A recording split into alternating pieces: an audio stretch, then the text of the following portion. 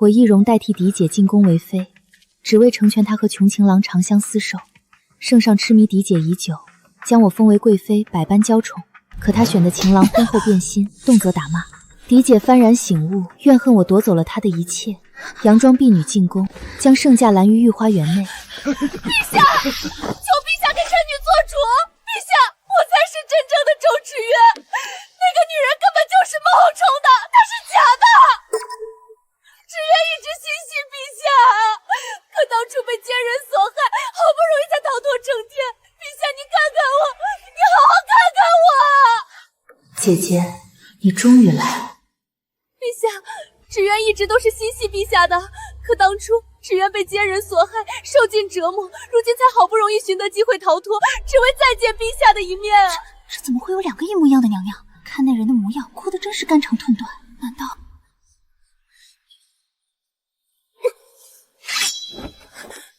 陛下若是不信芷渊，芷渊活着也没什么意思了。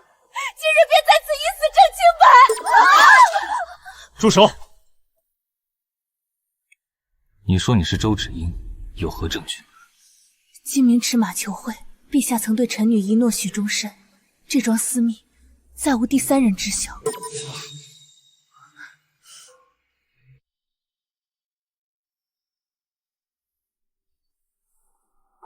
臣妾早就做够了这贵妃，装的实在辛苦极了。如今真芷渊来了，陛下愿意赐死臣妾也好，贬去冷宫也罢，臣妾皆无异议。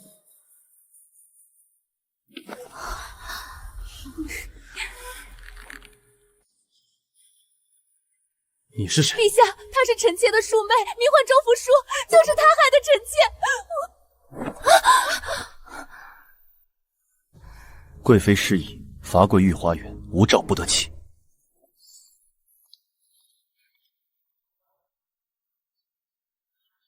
臣妾谢陛下隆恩。娘娘，不，周姑娘，你和陛下这到底是？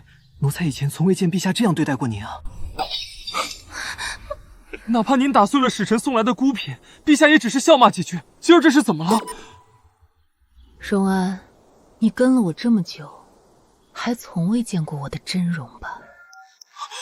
奴才不敢，奴才什么都不知道。娘娘饶命，求娘娘饶命啊！娘娘，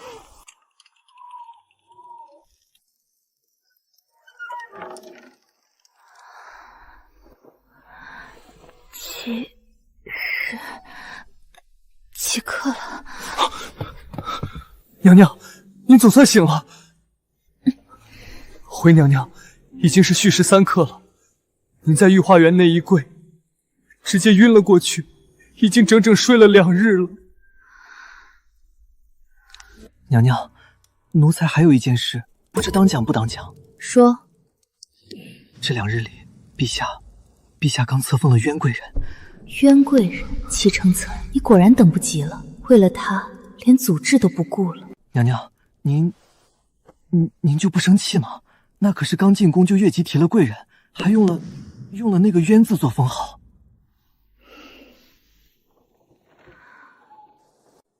生气？去备轿，本宫要去皇后宫中。既然陛下得了心心念念的美人，本宫这做贵妃的，怎么也得去贺喜。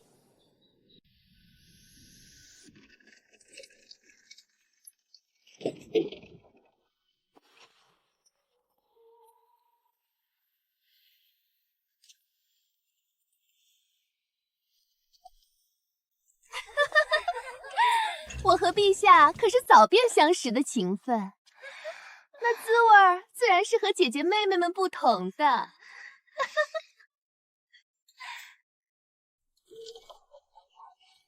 要说这御花园的景儿虽美，可若没个贴心的人陪着，也是索然无味。陛下昨儿还说就爱看臣妾在月下舞剑呢。渊儿刚入宫，年纪轻，礼数上有周全不到的地方，还请皇后多多见谅。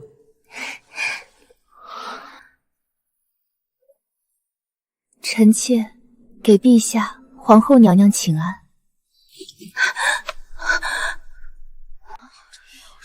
贵妃身子不适，换个下人来回话就是了，何必非要亲自跑这一趟？臣妾本是不打算来的，可陛下得了这样一位绝代美人，臣妾身为贵妃，总得亲自来贺喜。周福轩，你这脸皮可真是够厚的，冒名顶替别人进宫。如今正主就坐在这儿，你不仅不赶紧找个地缝钻进去，竟然还有脸跑来贺喜。这要是换做我，早就羞愧的直接一头撞死，直接死了算了。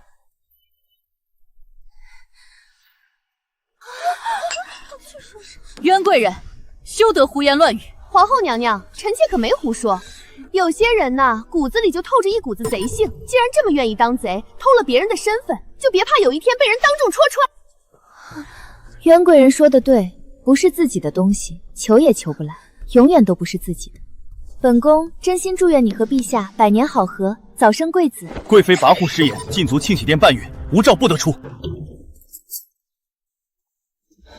娘娘，陛下如今正把渊贵人捧在心间里，您何苦这时候同他置气，哪怕忍着一时呢？荣安，我是真心的。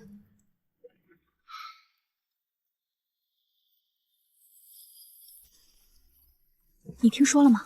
昨晚上陛下又在渊贵人那里留宿了。又是他，这都连着多少天了？何止啊！听说陛下不仅准他进出养心殿，今儿一大早还亲自带他出宫游玩去了。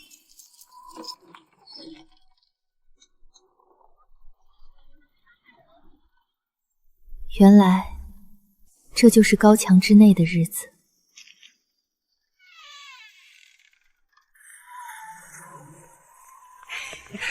渊贵人那儿真是暖和，连偏殿都烧着最好的银丝炭，那香气闻一口都能多活几年。那是自然，也不看看现在谁才是真主子。站住！内务府拨给清洗殿的银丝炭呢？为什么还不送来？哟，荣公公啊，这天寒地冻的，炭火紧俏，都紧着养心殿和渊贵人那儿呢。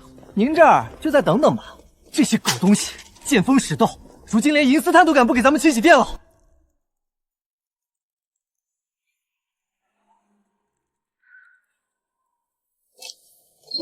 娘娘，那帮奴才简直欺人太甚！奴才去要炭，他们竟然推三阻四。荣安，不必说了，这种日子本宫早就料到了。今日不必守夜了，冷得紧，你也回去歇着吧。可是娘娘，您这儿连个暖床的……去吧。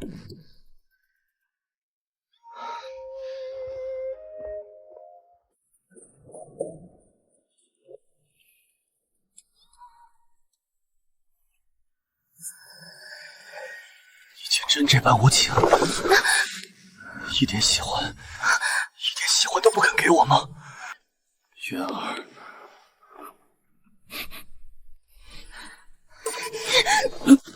滚开！我是舒儿，齐丞相，你看清楚，我是舒儿。齐承渊，你这个疯子！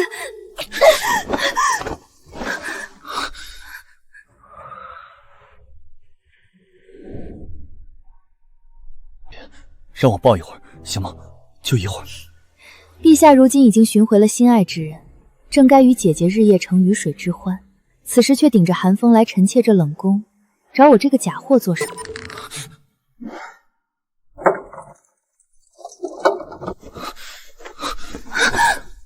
渊儿，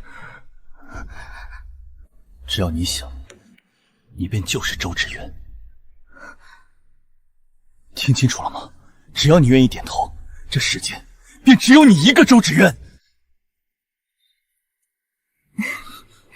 陛下可听过坊间传闻？传闻周府有二女，一位美若天仙，是名满京城的明珠，可另一位却生得奇丑无比，不仅面色搓黑，甚至还嘴角歪斜，形如恶鬼。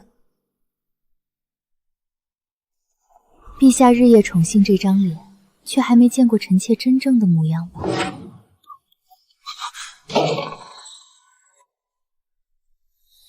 陛下，臣妾这就让您看看，这层皮下到底是什么。够了！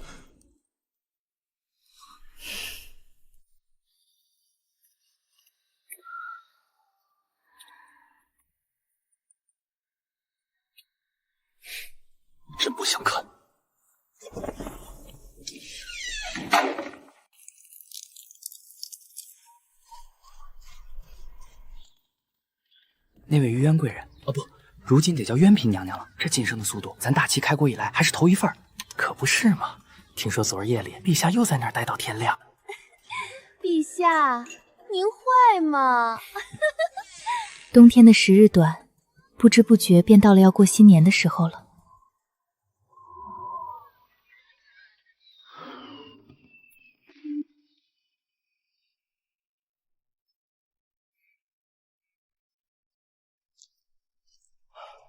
娘娘，后日的除毒家宴，皇后娘娘那儿已经派人来请了2回了。皇后娘娘也是急了，那位渊嫔娘娘如今天天缠着陛下，若是真让她怀上龙裔，这后宫怕是真要翻了天了。她怀不起的。娘娘，奴才近来照您的吩咐盯着那边，发现渊嫔娘娘与宫外来往甚密。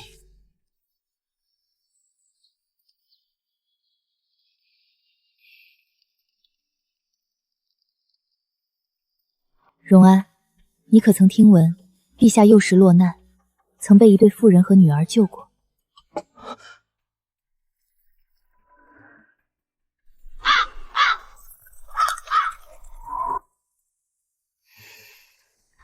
荣安，有些事齐承周不记得，可我这辈子都忘不掉。周娘子别喜了，大喜事儿！你家周书生在京城一举夺魁，中状元。阿娘是不识字的，她的四方天地里只有爹爹一人，她以为只要自己多洗一件衣服，爹爹就能早日考上状元。渊儿乖，叫爹爹。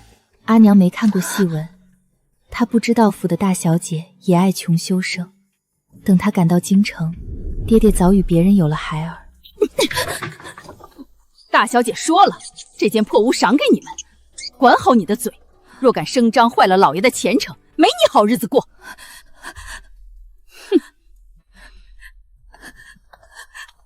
爹爹再高一点！我羡慕她的美貌，更羡慕她能被爹爹抱。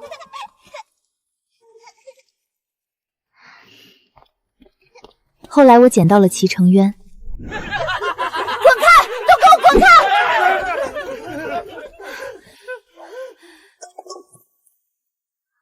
你醒醒！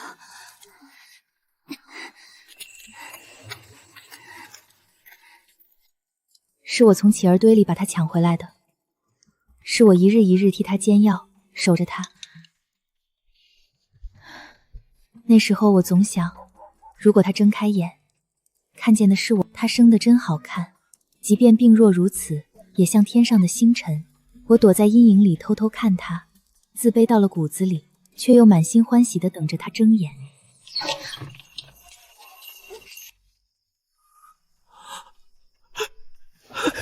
好闺女，你真是爹爹的福星啊！多的记忆中，爹爹第一次抱她，第一次亲她，以为爹爹终于看到了自己的好，眼神里充满了卑微又炙热的。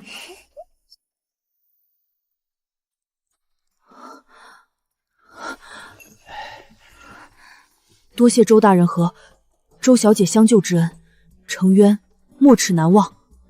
不对，是我救了你，是我从乞儿堆里把你抢回来的，药是我煎的，伤是我擦的。疯了！舒儿，你在胡说八道什么？舒儿，别说了，那是你爹爹救的，跟娘走。我大喊大叫，可他们看我的眼神像是在看一个妄想飞上枝头的疯子。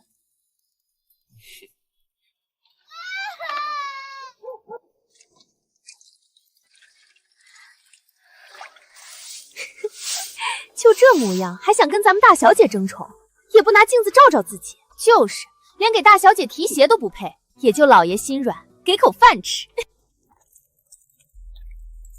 谁让你把我的路挡了？我在侯府的日子，连扫地的丫头都不如，我只能忍着受着，因为阿娘说，只要我乖，爹爹就不会抛弃我们。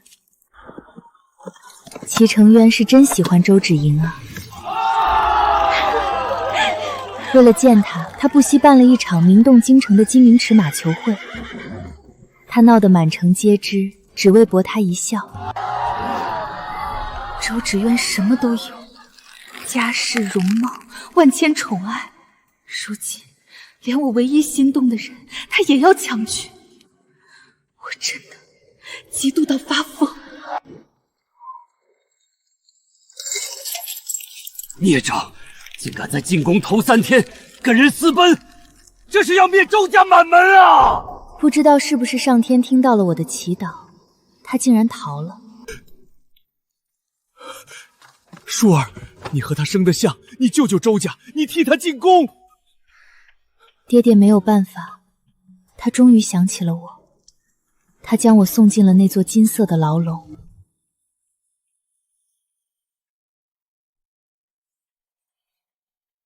荣安，你娘亲待你好吗？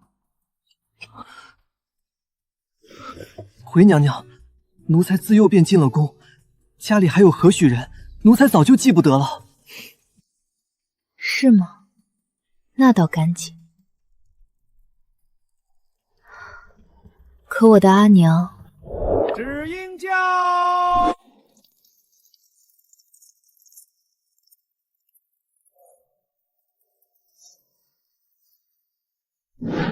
是在我册封贵妃那天没的。阿娘死得轻飘飘的，那天全城都在看我出嫁，看我的10里红妆，可她连花轿的影子都没瞧见。我甚至不知道她是病死的还是被害死的，我只知道她咽气的时候，周芷晕的母亲也在场。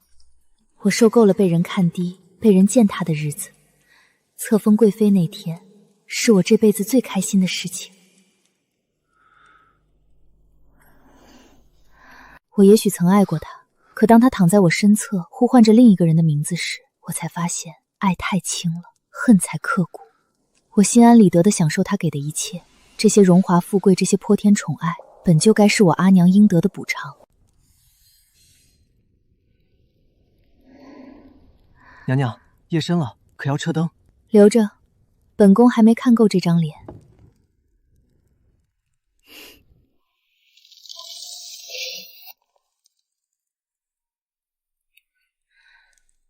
替身，替代品。娘娘，陛下心里是有您的，哪怕那夜他醉了，念着的也是你。他念的是我，还是这张皮？我是一个活生生的人。荣安，你告诉我，难道就因为我出身低微，生得不如他好，我就活该像阴沟里的烂泥一样，连被爱的权利都没有吗？娘娘，奴才没那个意思。齐成渊口口声声说只要我想，我就是周芷渊，他的承诺简直像个笑话。他真的爱我吗？他爱的不过是一个能满足他少年遗憾的幻影，恐怕连他自己都分不清，他究竟在爱谁。假的永远是假的，只要是面具，总有被揭穿的那一天。可如果是真的呢？我要做便只做真的。从今往后，这世间只会有一个周芷雨。娘娘，那另一位？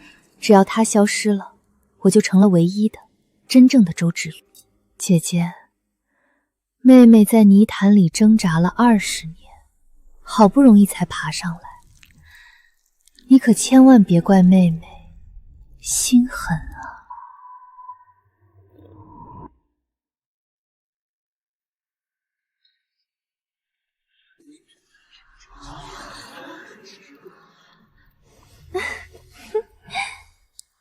陛下，这葡萄极甜，您尝尝吗？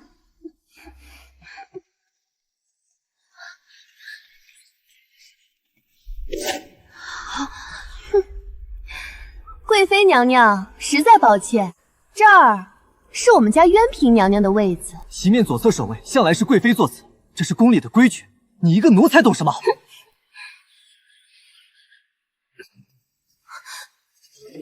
陛下，您看他呀，臣妾就喜欢那个位子，离陛下近些。可贵妃娘娘她非要当众抢臣妾的位置，这不是明摆着给臣妾难堪吗？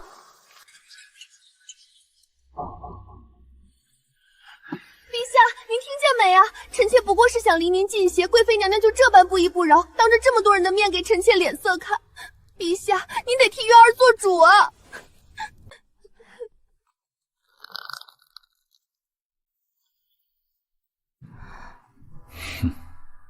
贵妃既然不肯相让，那就站着。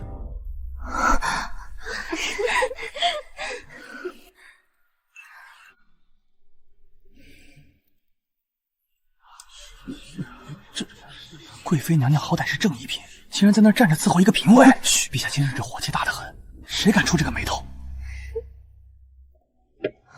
陛下，今日是除夕家宴，亲贵大臣与众位皇子皆在。贵妃近来身子一直不大好，御医也说要静养。若让她这么一直站着，怕是有些不成体统，不如还是让她坐下吧。体统？朕看她如今最不在意的就是体统。朕说了，不肯让位，就站着。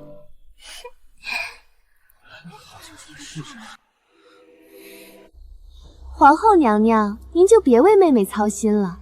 既然妹妹执意要尽这份礼数，那妹妹就好生站着吧。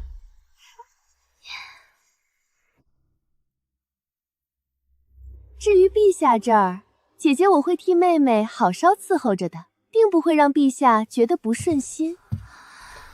娘娘，您靠着点奴人。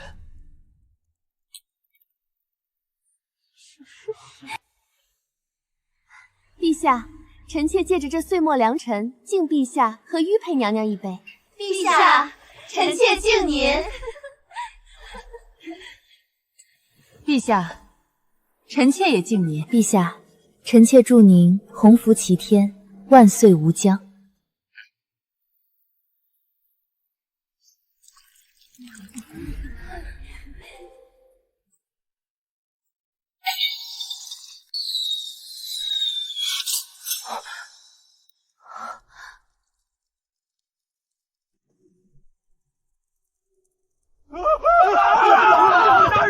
有人行刺，保护陛下！你立即何在？给朕查！是谁这么大胆？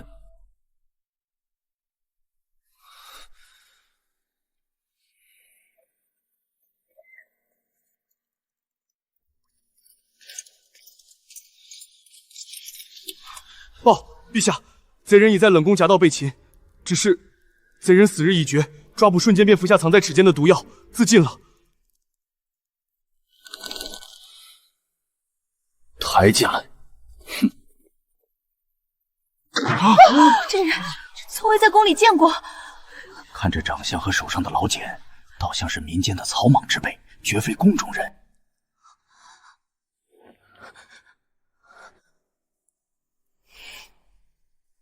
姐姐，你怎么了？姐姐在害怕什么？莫非姐姐认识这人？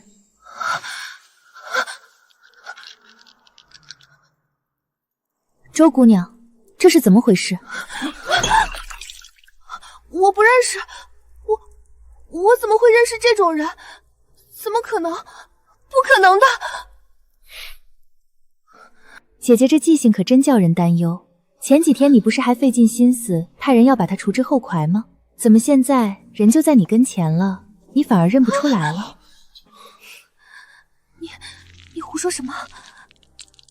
姐姐可千万不能忘了姐夫啊，他可是对姐姐用情至深，哪怕冒着掉头的危险，知道你在宫里受宠，这不还是拼了命来找你了？不要！别说了，不要过来！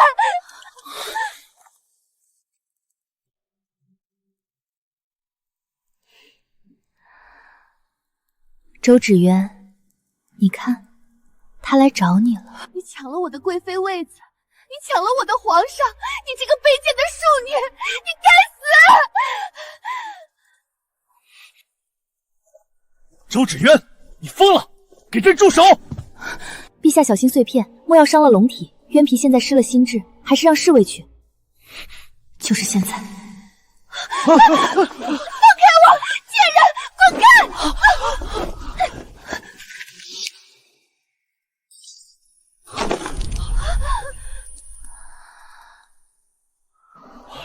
舒儿，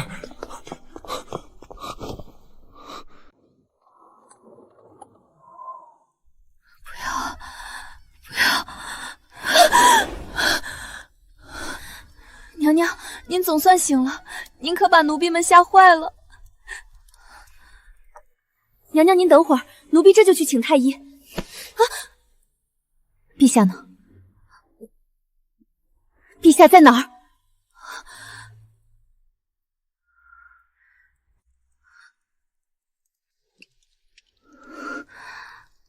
本宫问你，陛下呢？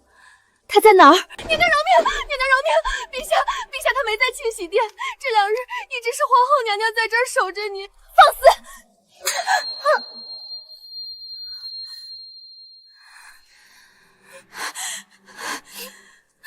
狗奴才，连你也敢拿皇后压我！渊妃妹妹才刚醒过来，何故生这么大的气呢？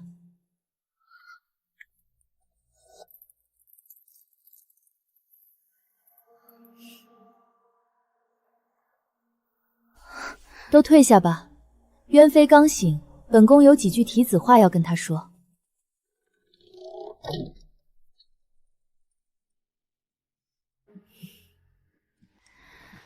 周福叔，本宫的承诺已经做到了，现在该轮到你履行你的诺言了。妹妹的诚意，本宫什么时候能看到？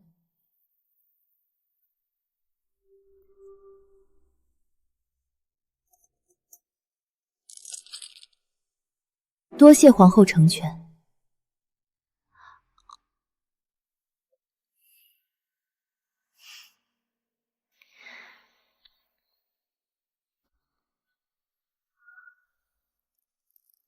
渊妃妹妹，你快帮本宫摸摸看，这肚子是不是比昨日又大了一些？娘娘腹中是未来的储君，自然福泽深厚。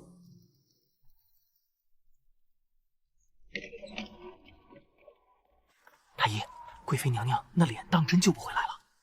新年的碎瓷片直接划透了皮肉，又受了风症的惊扰，贵妃娘娘现在整日里胡言乱语，恐怕这辈子都只能在这店里终老了。贱人，都是你害的！我要杀了你！废物，全是一群废物！一个说毁了容，一个说惊了魂，认不得人。镇压你们这群草包有什么用？陛下息怒，娘娘受惊过度，脉象忽强忽弱，臣等实在查不出病因啊！恭喜陛下，贺喜陛下！皇后娘娘已有2个月的身孕，此乃天大的喜事啊！皇后辛苦了，这宫里最近尽是些乌烟瘴气的事，唯有你这儿能给朕几分慰藉。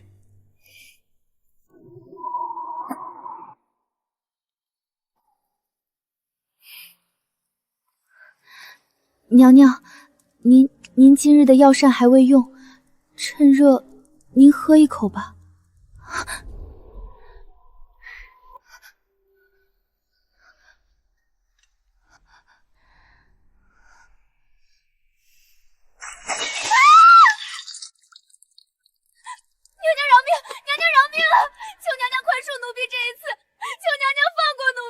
不过是递个碗，这点小事都做不好，留在宫里也是碍眼。来人，拖出去处置了。不要！娘娘饶命！饶命啊！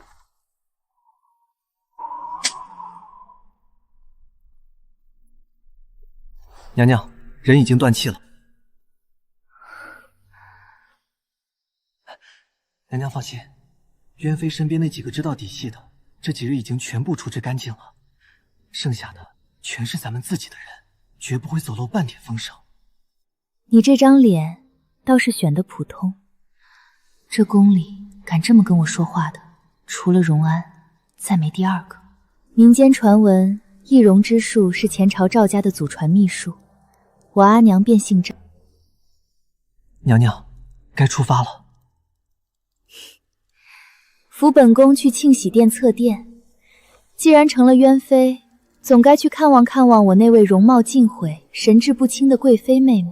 放我出去！陛下，我是周芷英，我才是真正的周芷英啊！陛下，进去看看。是。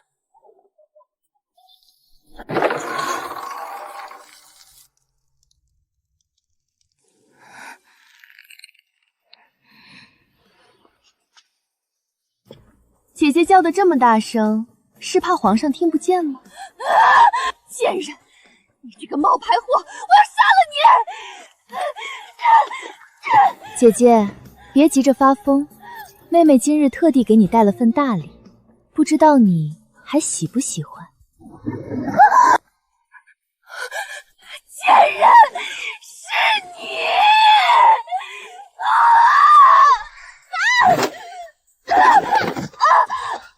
娘娘受惊了。周芷汪，你输了。你这个贱人，你竟敢冒充我！你抢了我的名分，抢了我的男人！我要杀了你！我要把你碎尸万段！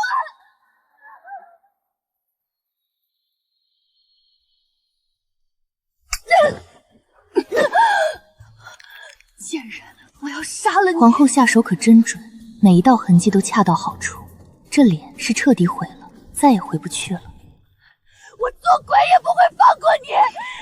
贵妃娘娘，您瞧瞧您，怎么病得愈发重了？渊儿怎么有些听不懂您在说什么呀？您说我冒充，这宫里宫外谁不知道您才是那个失了心智、容貌尽毁的贵妃，而我才是陛下心尖上的周芷渊。对了，贵妃娘娘，这漫漫长夜，您一个人待着寂寞，不如妹妹给你讲个故事解解闷儿。从前呐，有个长相像丑陋的穷马夫，他生的那叫一个磕碜，满脸横肉，身上还带着股洗不掉的马尿味儿。可就是这么一个卑贱的东西，竟对天上的云彩一位官家千金动了一见钟情的歪心思。姐姐您想啊，那样一副鬼样子，哪能攀得上金尊玉贵的小姐呢？于是这马夫就开始发了疯似的到处打听，想方设法。忽然有一日，有人告诉他，这世上竟有一种奇术，名唤易容，只要舍得下本钱，能让丑鬼变潘安，容貌重塑，脱胎换骨。于是啊，那个穷得叮当响的马夫，竟倾尽了自己积攒了几辈子的家产，只求换一副好评。果然，数成之后，他摇身一变，成了一个风度翩翩、俊美非凡的公子哥。那位原本眼高于顶的侯府小姐，在竹林里偶遇了这位俊美公子，果然一见倾心，再难自拔。男人高兴坏了，就在那片隐秘的竹林里，日日与小姐私会。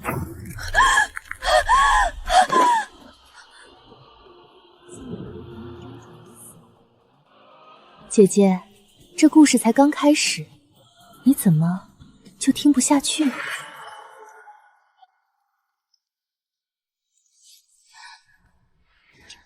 可好景不长呢，宫里突然传了圣旨，要周家小姐入宫为妃。那俊美公子一听，急得像热锅上的蚂蚁。于是啊，那男人就开始哄骗小姐，说什么皇宫是吃人的地方，唯有跟他私奔才是长久相守。姐姐，你说那位小姐是不是真傻？她竟然一口便答应了下来。两人连夜逃去了旁人寻不到的地方，待到那位小姐的妹妹替她入了宫，一切已成定局，她才大着胆子带男人回了家，哭着喊着求父母成全，让她和那良人成亲。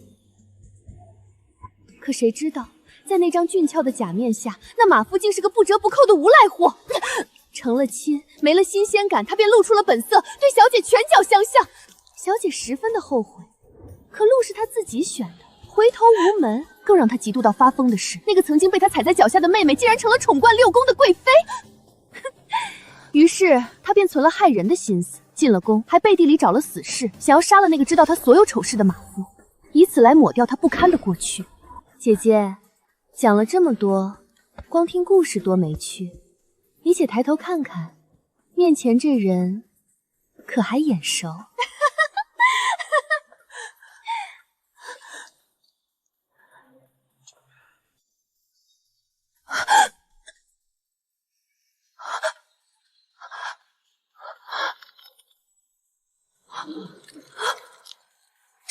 这不可能，他明明已经……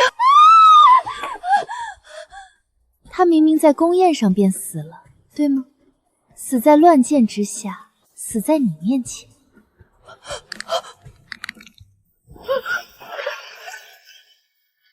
姐姐还真是健忘啊！你忘了妹妹是靠什么本事进宫的？我既然能易容代替你坐上这贵妃位，又怎么会不能给其他人也换上一副皮相？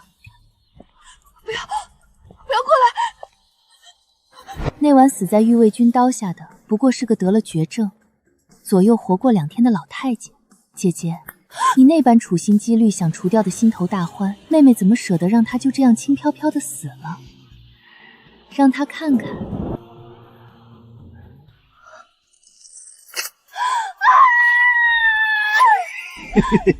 娘子，多日不见，你怎得把自己搞成这副鬼样子了？别过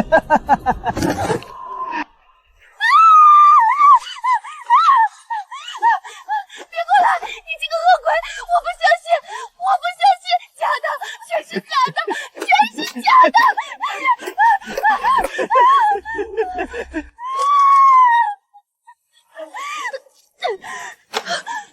是你，是你这个贱人害了我！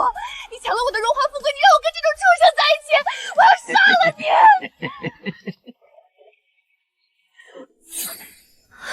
我要杀了你！你这个贱人！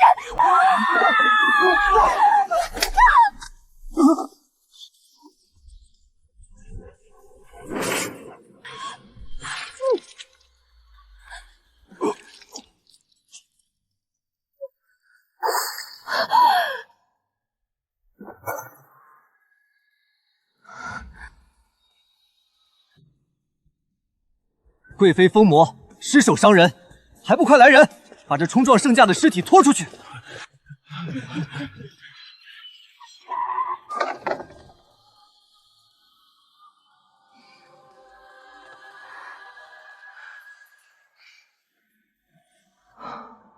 娘娘受惊了。我与陛下本就是青梅竹马，若不是你设计陷害，如今的皇后本该是我。为什么？你为什么要这样对我？我可是你的亲姐姐啊！小心！是你先抢了我的位置，如果没有你，我才是这宫里唯一的贵妃，我才是那个万人敬仰的女人。你为什么要这样害我？到底是为什么？为什么？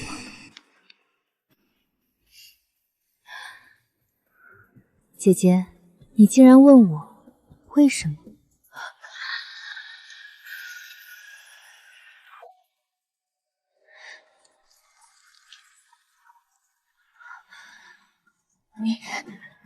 你为什么要这样害我？是你先抢了我的位置，如果没有你，我才是这宫里唯一的宠妃。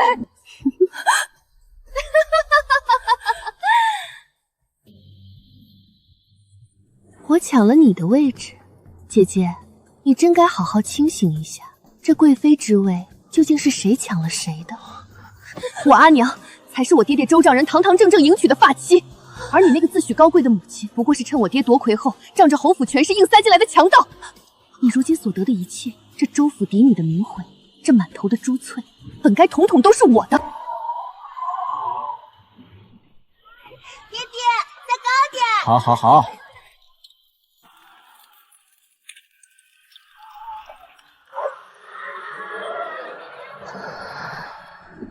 你独享爹爹的宠爱，什么琴棋书画、名师教导，你想要什么就有什么。你和同龄的千金小姐出门看灯会、掷马球的时候，我只能躲在那个漏风的破柴房里，闻着那股霉味儿，一口一口嚼着那些发酸的腌菜。这些委屈，我攒了20年。今天，我就是要让你听清清楚楚，让你死个明白。为什么？不是我害你变成这样的，那是爹爹选的，是母亲定下的。我那时候也只是个孩子，你为何不去找他们？你为何不去恨爹爹？你怎知我不恨他？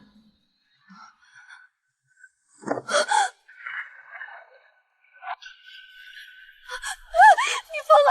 你真是疯了！你都想干什么？你要对爹爹做什么？你要对我母亲做什么？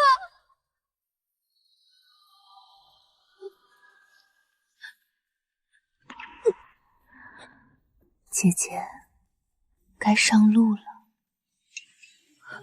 不要！不要！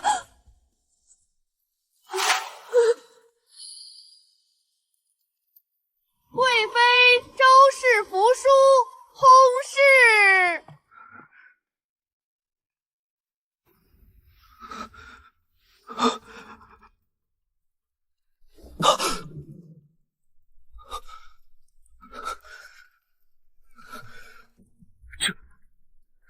认识他的真容吗？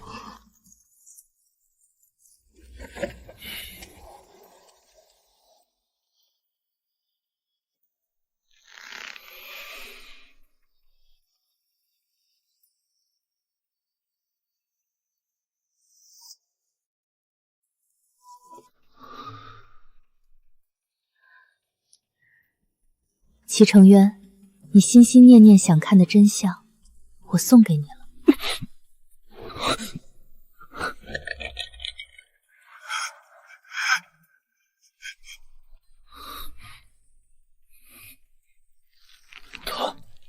他临走前可有话留给朕？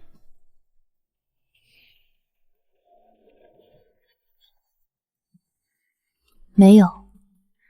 妹妹死的时候说，陛下如今有了心头好，想必早就厌弃了他这副鬼模样，所以并没有什么话留下。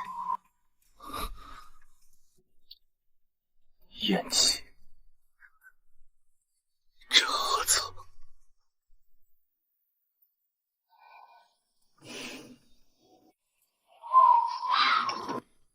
他竟然觉得朕厌弃了他。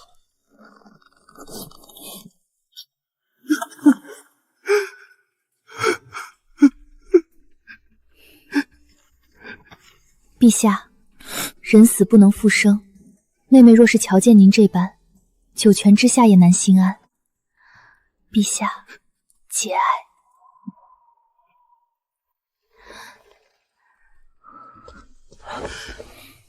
都怪朕，都怪朕不好。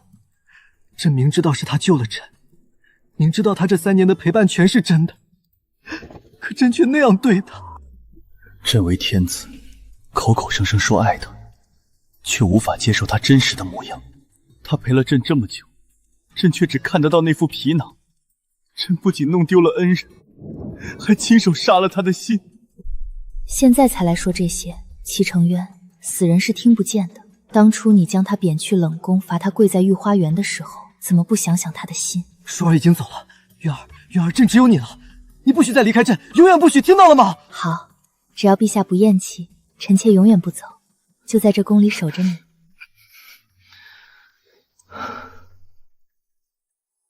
我不走，我还要看着你覆灭。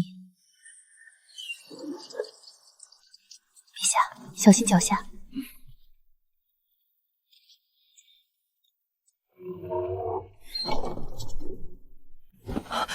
月儿，更深路中，你快回去吧，不准劳累，更不准离开朕的视线，记住了吗？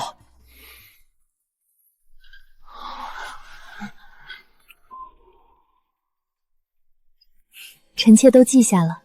陛下，夜风寒凉，您也要保重龙体。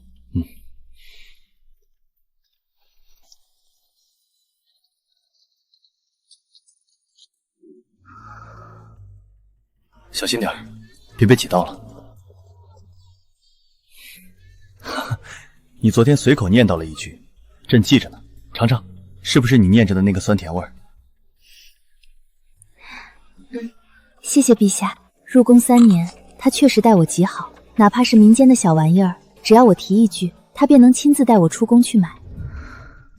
可惜我顶着别人的脸，这些爱终究不是给我的。贵妃风光大葬了，听闻皇后的产期也就这几日了。陛下这几日打起精神，除了乔皇后，几乎全耗在咱们娘娘这儿了。娘娘，州府那几处宅子和铺子已经查清了，阿娘的墓地，奴才也找了最好的风水师，正动工呢。州府欠他的，我要一分不差的拿回来。阿娘的墓要修得比任何人都体面。陛下驾到！渊儿还没歇着。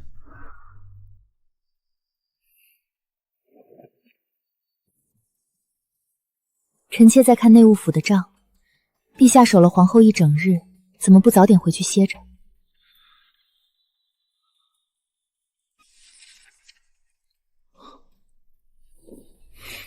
朕想来看看你，你还在为那晚的事生朕的气？陛下多虑了，臣妾只是忙。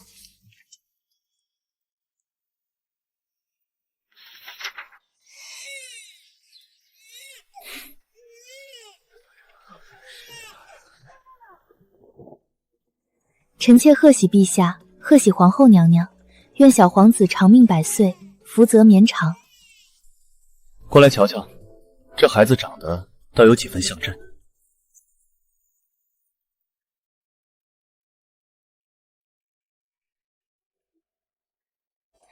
真是个聪慧可爱的孩子，长大了定是咱们大齐的栋梁。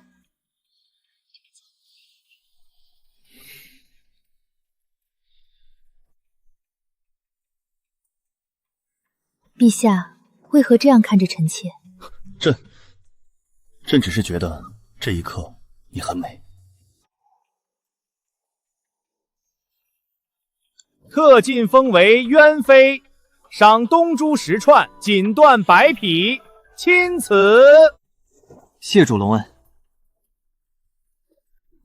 小心点，别碰坏了。娘娘，这可是大喜，陛下封了您做渊妃，还送了这么多稀世珍宝，这宫里谁不眼红？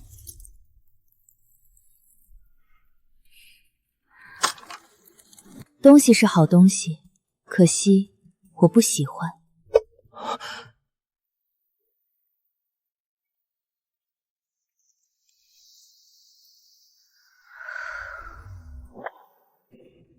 爹爹曾说他最爱阿娘，可他却能眼睁睁看着阿娘住在烂柴房里受苦，到死都没看一眼。他也说最爱我这个女儿，却舍得让我戴上这张假脸，替周芷晕进这深宫活守寡。齐承渊口口声声说爱我，甚至封我为妃，可他心底里却连我那副真容都接受不了。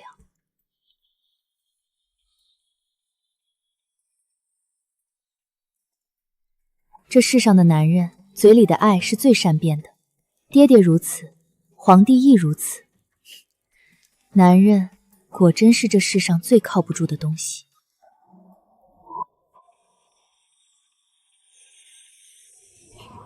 慢点跑，别摔着。父皇，时日过得可真快，转眼间小皇子已经4岁了。这4年，我在宫中过得甚是安稳。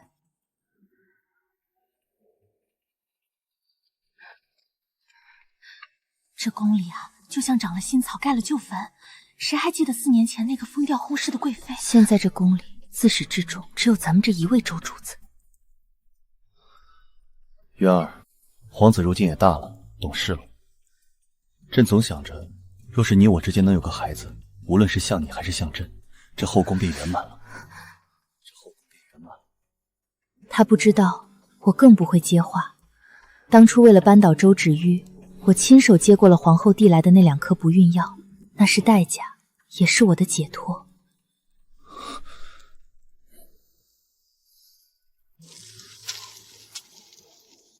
又过了2年，小皇子6岁那年，齐承渊的身体突然就不行了。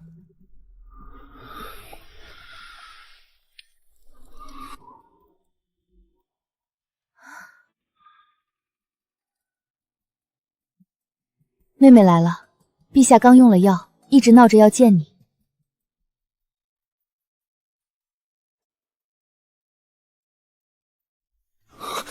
别走，渊儿，不准走。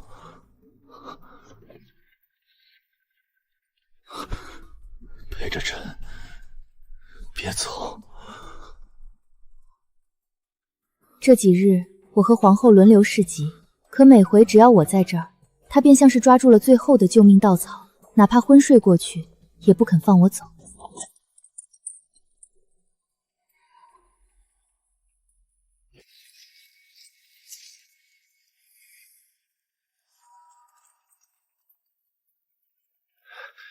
陛下已经3日没露面了，如今朝堂上联名上书立嫡长子为储的折子已经堆成了山。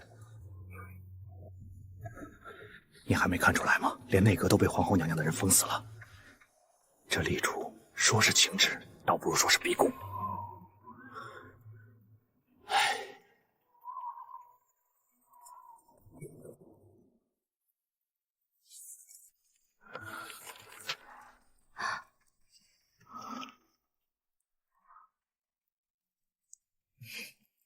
看似是大补的方子，实则是催命的钩子。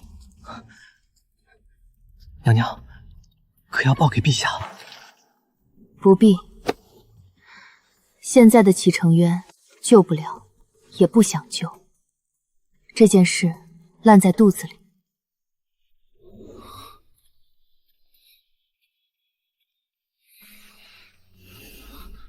舒儿，你终于来了。陛下今日精神似乎好了些。朕知道自己不行了。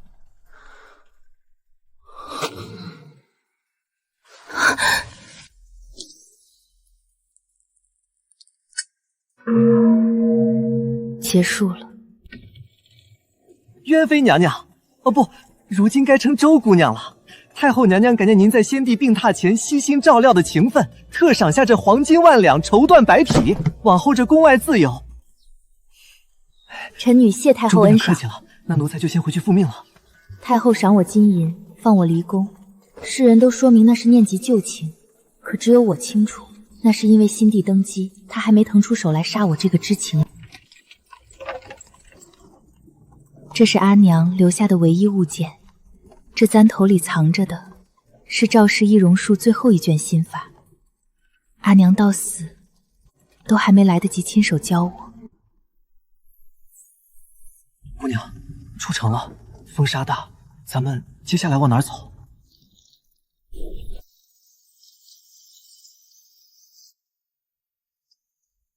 周府。姑娘，三思啊！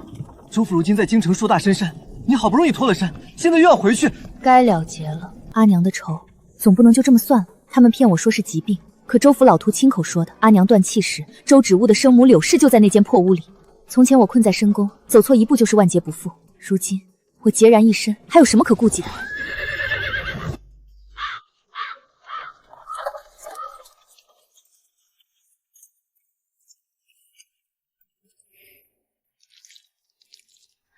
荣安，你就在这巷口等着，不要露面。姑娘，万一……没有万一。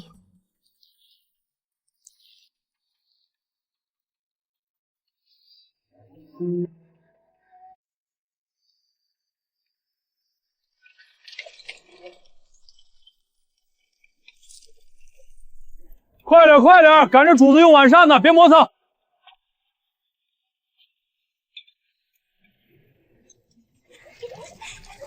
瞧瞧，这是主母昨儿个赏的苏缎，这成色，宫里的娘娘也就穿这个了吧？跟着周大人就是有福气，连咱们下人住的厢房都熏着香，不比那些穷酸人家的正宅强。老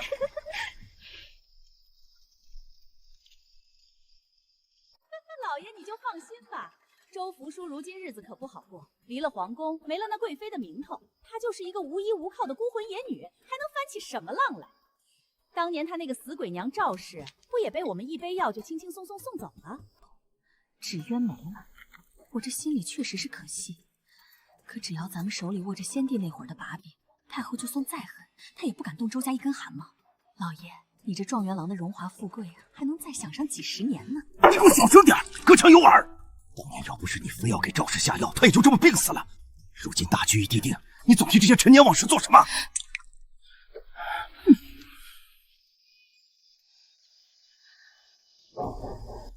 我不下药。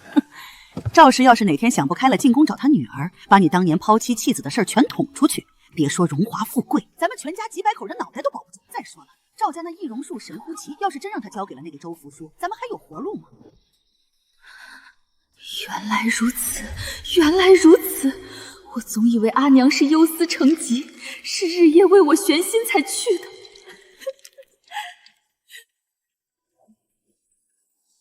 竟然是因为怕阿娘坏了他们的前程，怕那易容术成了变数，就因为这些，他们就用一杯毒药了结了他苦了一辈子的命。谁在外面？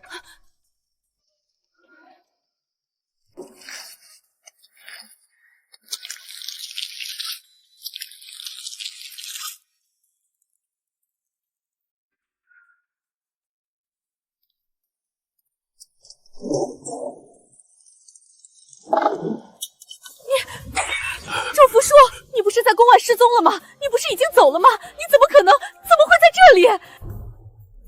我不回来，怎么能听到爹爹和嫡母送给我的这么大一份贺礼？怎么能听得到我阿娘死前的秘密。你们是不是以为我还是那个在柴房里任人欺凌的丑八怪？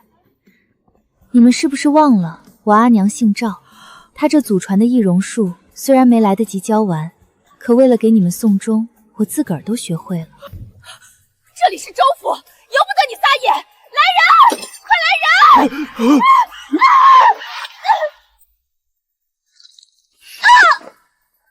我的脸，我的脸，你给我抹了什么？这是我阿娘留下的方子，能让人的皮肉一寸寸烂透，却求死不能。当年你们给她喝了什么，如今我就还给你们什么，有来有往，很公平，不是吗？舒儿，我的好女儿，爹爹错了，爹爹当初也是被柳氏这个毒妇逼的呀。是他怕赵氏坏了周家的前程，是他非要下药。爹爹心里一直惦记你和你娘啊。舒儿，求求你，看在骨肉亲情的份上，你饶了爹爹这一次，就这一次。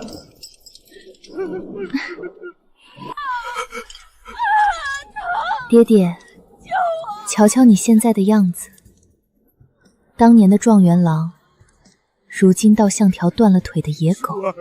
爹爹那是被逼无奈，爹爹心里苦啊。你心里苦？你抱着周芷玉举高高的时候，想过柴房里还有个啃冷锅头的女儿吗？你看着她一寸寸踩断我的指骨时，可曾有过半分心疼？杀了你太便宜了，我要让你活着，日日夜夜去偿还你欠我阿娘的债。从今日起，只要你照镜子，只要你闭上眼，你看见的都会是我阿娘那张死不瞑目的脸。爹爹，这辈子你就活在自己造的孽里吧。听说了吗？昨儿半夜周府里闹鬼了，那位周大人疯了，见人就跪，满口喊着赵氏饶命，何止啊！那位周夫人一张脸全烂了，被锁在后院里，叫声比猫头鹰还难听。姑娘，您回来了，事情都办妥了。姑娘，我们接下来的去向？往南走，去江南，离这里越远越好。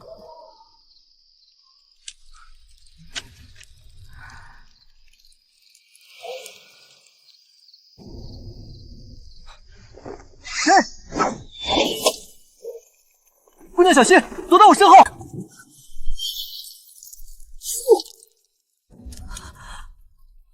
荣安，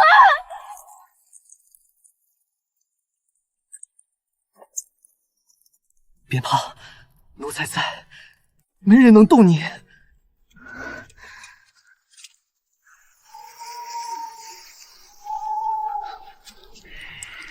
姑娘，您快走，奴才断后。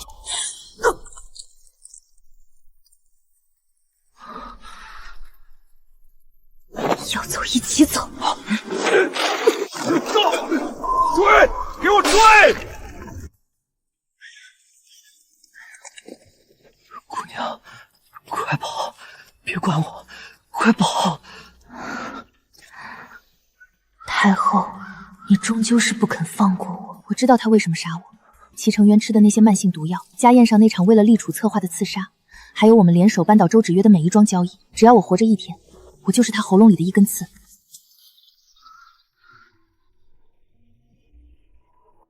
与其躲在这儿等死，不如回去做个了断。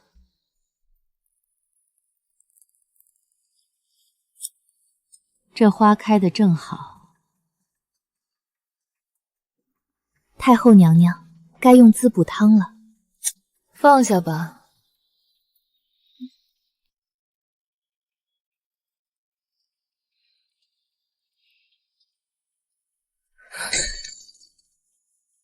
太后娘娘，别来无恙。护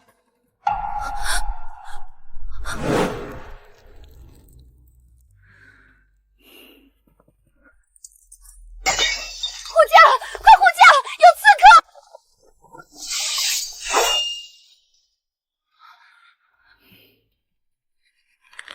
周福轩，你怎么竟然还敢回来！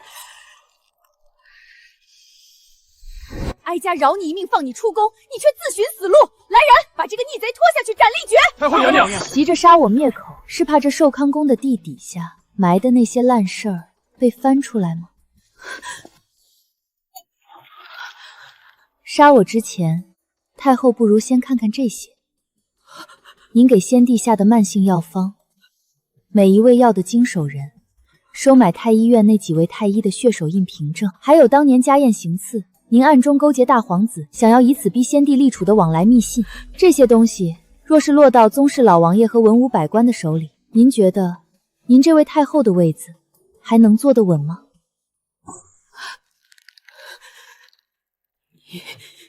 你想怎么样？我不想怎么样，我对您的权利，对这令人作呕的后宫天下，连半分兴趣都没有。您放我一条生路，这些东西这辈子都不会有第三个人知道。但您要是非要赶尽杀绝，那我不介意拉着您一起去九泉之下给先帝和那些枉死的人赔罪。都撤下去。是。你走吧，永远不要再回京城，永远不要再提这些事。从今往后，哀家就当你从来没有出现过。谢太后。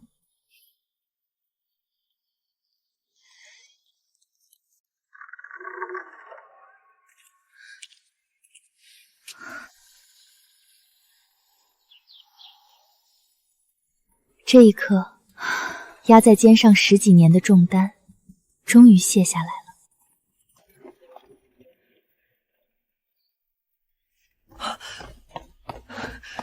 姑娘，你没事吧？没事了。荣安，以后别再叫我姑娘了。我叫周扶疏，扶是拂柳的拂，疏是梳好的梳。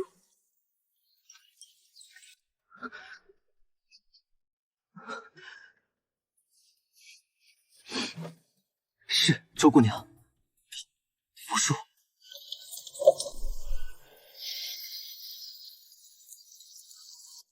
可惜了，这老板娘调出的胭脂色泽一绝，人也温婉，就是脸上那道疤。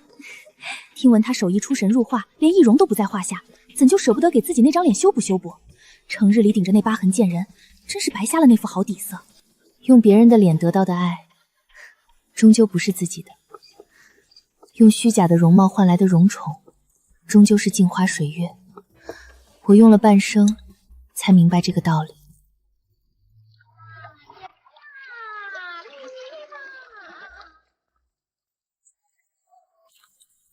哟，这背影倒是窈窕，不知是哪家的小娘子啊？呸！白瞎了这身段，原来是个丑八怪。喂，那扒脸的，在这洗衣裳，别弄脏了爷的眼。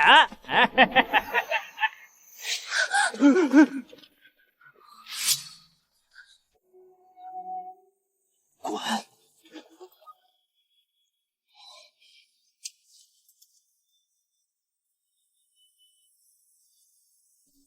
扶疏，这河边风大，以后我来。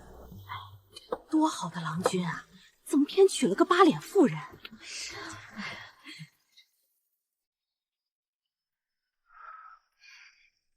在我眼里，我娘子是这世上最好看的人。原来这世间真的有人爱的不是那张完美无缺的脸，不是贵妃的身份，不是周家小姐的名头，他爱的从来这是那个在泥里挣扎却从未低头的周扶疏。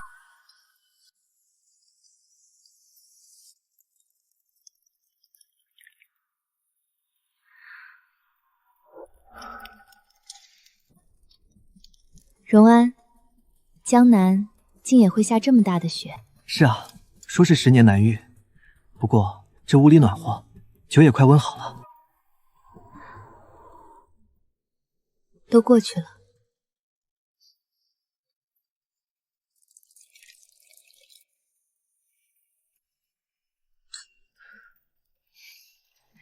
敬这人间的雪。这一口酒终于暖了那半生的寒凉。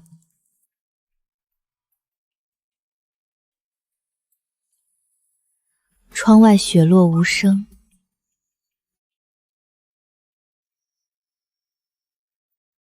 人间岁岁平安。